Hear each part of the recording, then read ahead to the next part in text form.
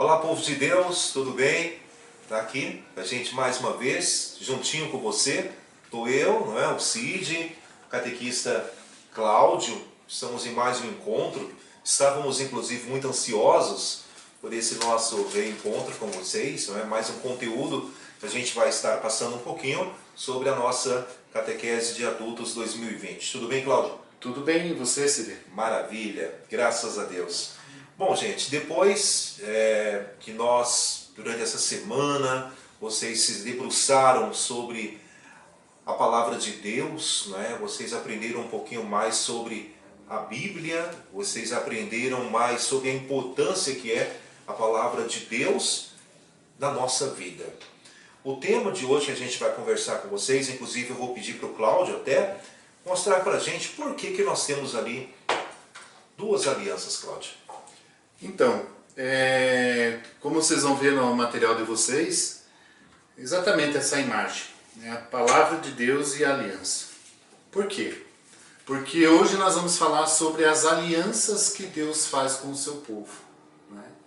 E a primeira delas, ele faz com a criação, né? Com a criação, com o homem e a mulher que ele criou. Nós já vimos, né, nos encontros passados, que Deus criou o homem e a mulher. E o texto bíblico hoje fala realmente, o texto bíblico indicado para o nosso encontro de hoje, fala da criação. Mas para a gente dar início, né, Cid, o que é a aliança? O que é uma aliança, né? Essa aliança que inclusive você que é noivo, né? Você que é casado, você que já tem um compromisso mais sério também com a sua namorada, ou com o seu namorado, você sabe que essa aliança, ela significa o que, Cláudio? Significa um compromisso. Compromisso. Né? Significa um compromisso, significa que você está comprometido com alguém, né? Mas aqui, né, no nosso tema de hoje, esse comprometimento de quem? Com quem? Comprometimento com Deus, né? Com a sua criação, com nós, né?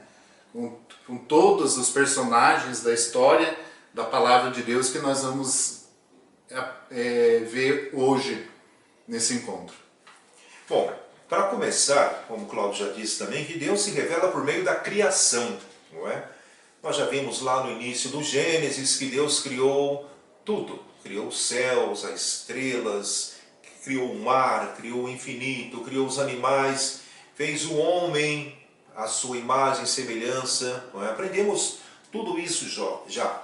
E essa história da criação de Deus é nada mais nada menos do que uma expressão de um puro amor, um grande amor, porque Deus, Ele quis que nós fôssemos íntimos dessa criação, participássemos também, fôssemos coautores da obra que Ele criou. Tanto é que quando Ele criou o homem e a mulher, ele não viu que era perfeito apenas, né? Ele viu que era o máximo da sua obra-prima, era a criação do homem e a criação da mulher. Agora, gente, vale lembrar o seguinte. Bom, eu, você, cada um de nós, fomos criados à imagem e semelhança do próprio Deus. Nós somos filhos desse Deus. Nós temos impresso, vocês podem por um instante até olhar no polegar de vocês, ninguém no mundo tem uma impressão digital igual à tua. Ninguém. Você pode ter a mais absoluta certeza que não existe ninguém com uma impressão digital igual à tua. Significa que você é único, não tem ninguém igual a você. Como dizia o finado Padre Léo, você passou no vestibular mais difícil no mundo, pois na concepção foram milhões e milhões de espermatozoides para fecundar um óvulo e você passou em primeiro lugar. Está aí a tua vida, meu irmão, minha irmã. Saiba que a sua vida, ela não é um círculo fechado. A tua vida não é um círculo fechado. A sua vida, a nossa vida, ela é uma linha reta. Nós precisamos entender que nós temos um caminho a seguir. Essa aliança parte desse princípio. Eu tenho vida própria.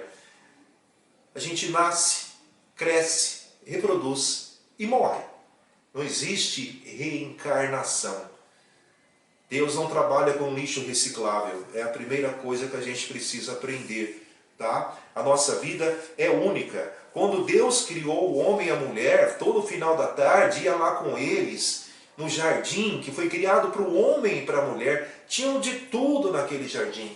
Eu até brinquei com a minha turma, Cláudio, que Deus ia tomar um chimarrão final da tarde, procurava Adão e Eva porque eram íntimos. E ali eles compartilhavam uma amizade do Criador com a criatura. Porém, o homem recusou isso.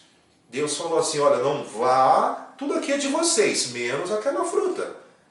Mas o homem, por teimosia, seduzido pelo encardido, pelo tentador, que diz assim, olha, se vocês comerem dessa fruta, vocês serão igual a Deus, e Ele não quer que vocês sejam igual a Ele. Aí entrou no mundo a ambição do ser humano, a autossuficiência. O homem achou que sem Deus, ele poderia trilhar o seu caminho tranquilamente. Eles não precisariam de Deus. E aí o que acontece? Nessa tentativa de se afastar de Deus, o homem e a mulher acabaram sendo expulsos do paraíso. Eles não, infelizmente, naquele momento, Deus falou assim, olha, meu coração, imagino como pai, como uma mãe, o coração está partido. O que vocês fizeram foi algo que, muito triste, que me magoou. Mas, Cláudio, mesmo eles tendo pecado, mesmo eles tendo desistido do projeto de Deus para eles, o que Deus fez com o próprio homem, Cláudio? Mesmo o homem, né, através do pecado, dele se afastar de Deus, Deus não desiste de nós. Deus não desistiu do homem. Né? Em todas as alianças que Deus faz, Ele sempre é fiel. Como eu já falei, né, já foi falado no encontro passado, nos encontros passados. Deus, Ele não desiste. Né? Ele não desiste de mim, Ele não desiste de você, Ele não desiste de você, Cid. Né? Ele não desiste da obra, da criação dele. Né? E depois do pecado ter entrado no mundo, né? Depois de Adão e Eva ter desobedecido, né, a Deus, o primeiro, né, o segundo, né, daí dos maiores pecados foi já quando Caim matou Abel. Né? E Caim matou Abel por quê? Né? Porque por causa de ciúmes, por causa de egoísmo, por causa de um querer ser mais que o outro, um acaba matando o outro. Mas mesmo assim, mesmo com toda essa destruição que o homem provoca, né, que o homem coloca dentro de si mesmo, Deus não desiste. E Ele chama, né, Noé. Nós já sabemos, né, acredito que você também já saiba da história, né, de Noé. Noé, ele é convidado, ele é chamado por Deus a construir uma arca. Algumas pessoas da época, né, na história, até tiravam sarro dele, né? Poxa vida, é a mesma coisa que hoje, né? Alguma situação ali, muitas pessoas, né, que estão na igreja hoje, elas viram piada, chacota, porque você pretende, né, viver o que Deus faz conosco através das alianças, né? Aquela pessoa que é fiel ao seu casamento, aquela pessoa que faz tudo certo, né? Que não desfrauda o outro, que no negócio que você vai fazer você cobra aquele preço justo, né? E Noé era um homem justo, ele era um homem que procurava fazer aquilo que Deus queria, né? E Noé é chamado, toda a sua família é colocada na arca, ele coloca um casal de cada espécie na arca também, e vem o dilúvio, né? Chove por 40 dias e 40 noites.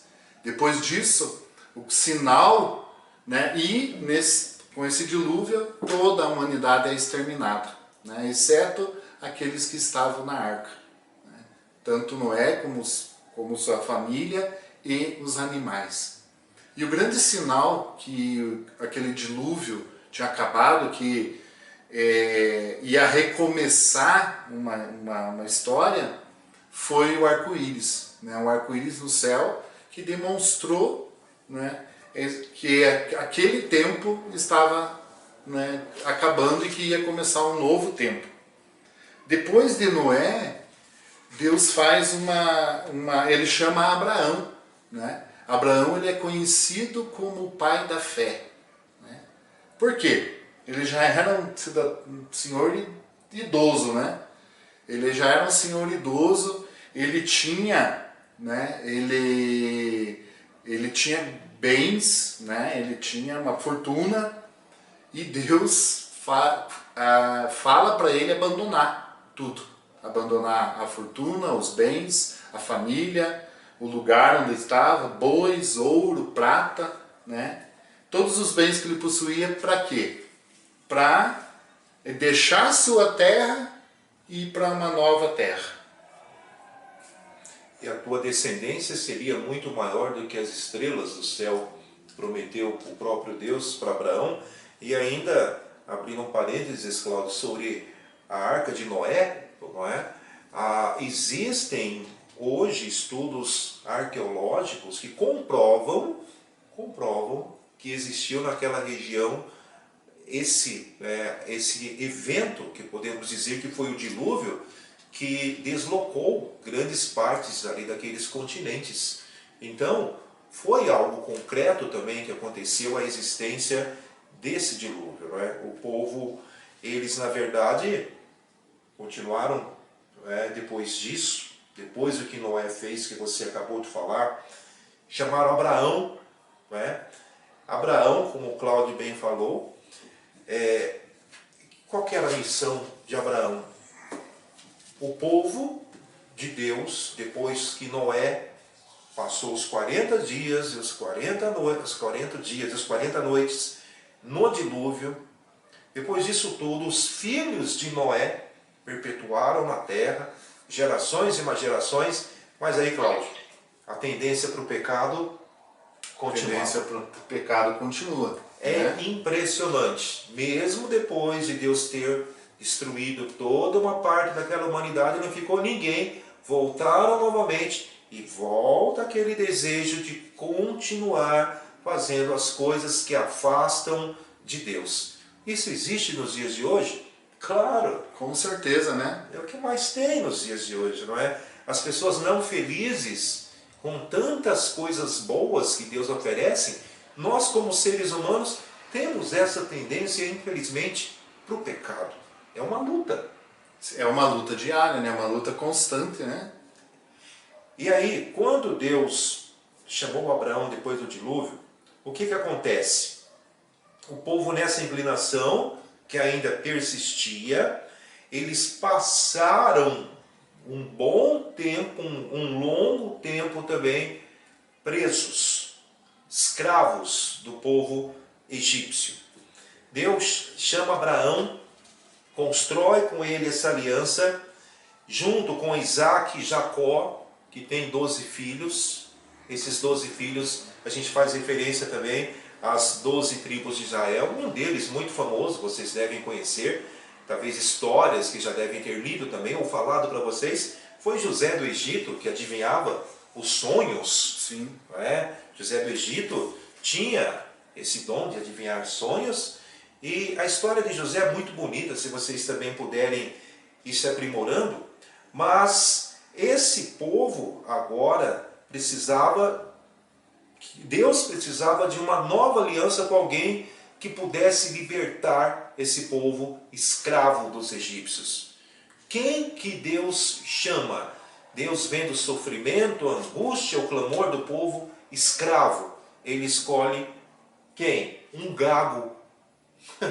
A gente parar para pensar, mas Deus escolhe um gago? Sim, Deus foi lá e escolheu um gago. Porque ele não escolhe os mais capacitados. Ele capacita a quem ele escolhe. Deus foi lá e chamou quem? Moisés. Lá vem Moisés, liberta esse povo do Egito, do faraó, não é?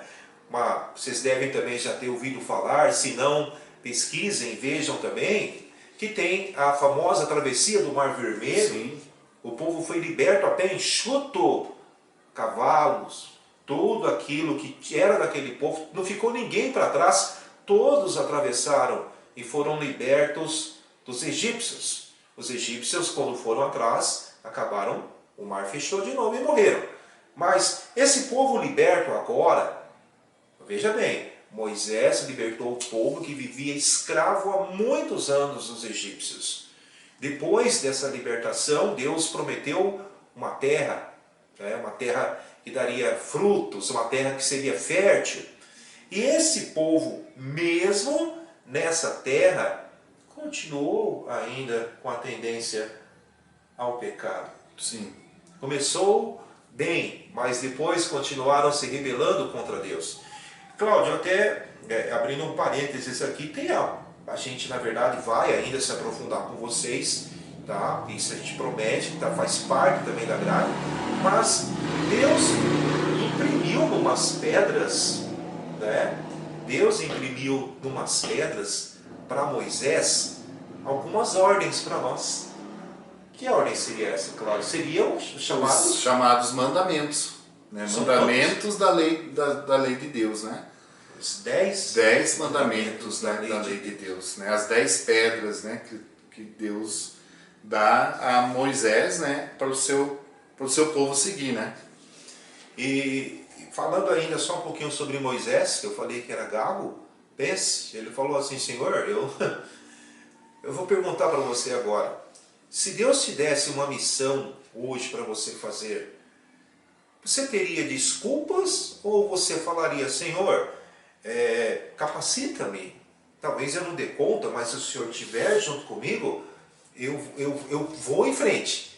Vocês acham que quando chamaram a nós para sermos catequistas de vocês, qual foi o nosso primeiro pedido? Senhor, nos capacita? Senhor, né? Até meio gaguejamos até, né? Somos limitados, somos pequenos, somos fracos, temos as nossas limitações. Sim, também. As nossas lutas também, né? Diárias. Preste atenção o que Deus falou para Moisés.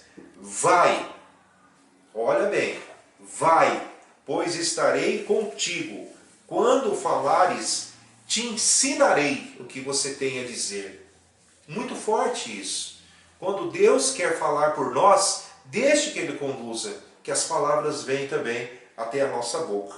Para concluir essa parte aqui, gente, depois que o povo foi liberto, tá? Lá do Egito, estava na terra prometida, quem os libertou foi quem? Moisés. Morreu. O povo foi conduzido para a terra prometida por Josué. Morreu. E agora? Quem poderá conduzir esse povo?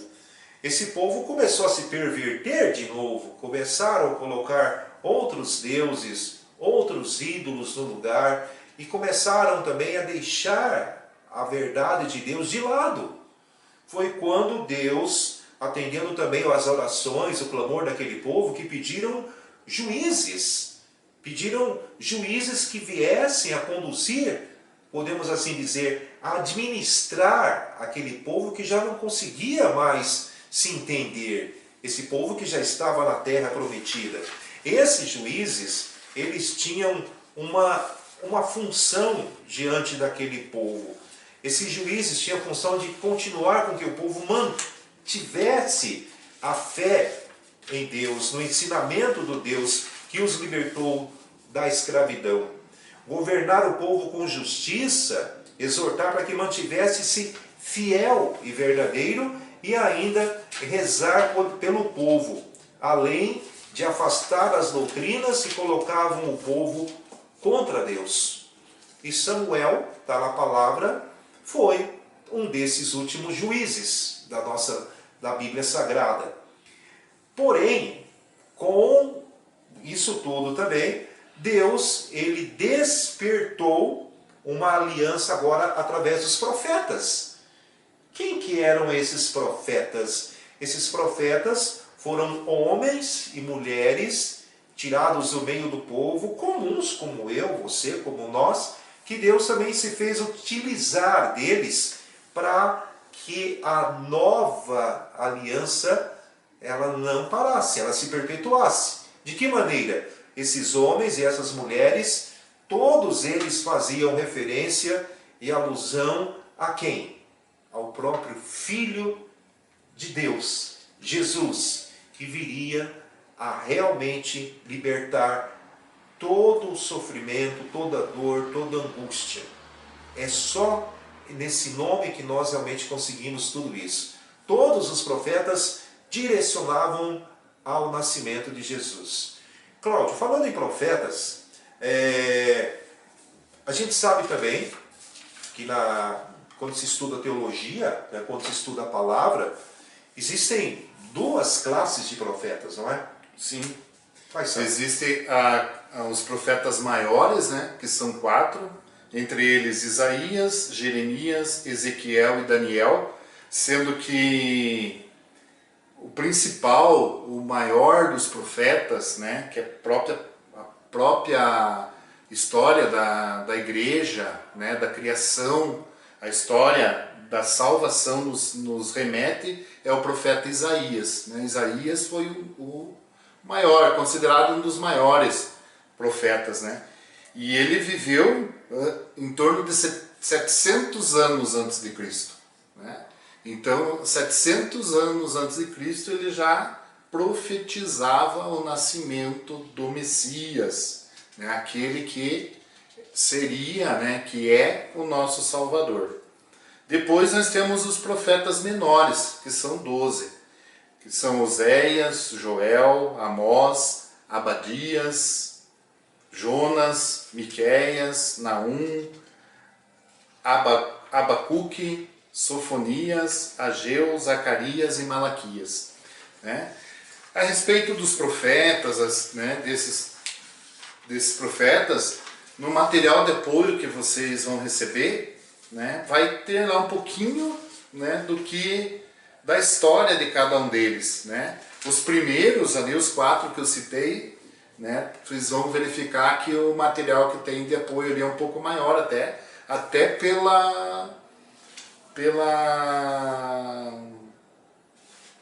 por eles serem os mais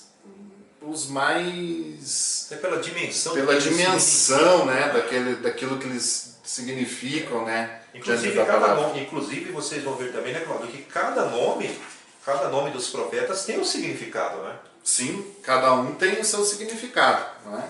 E por fim, né, lá vai ter esse material e cada um deles vocês vão poder conhecer um pouquinho mais sobre o que cada um, qual que era a profecia, né, a forma que eles profetizavam. Né? Como o Círio falou, a maioria das profecias era a vinda do Salvador, mas cada um foi anunciando, foi profetizando algo que viera a acontecer quando do nascimento de Jesus.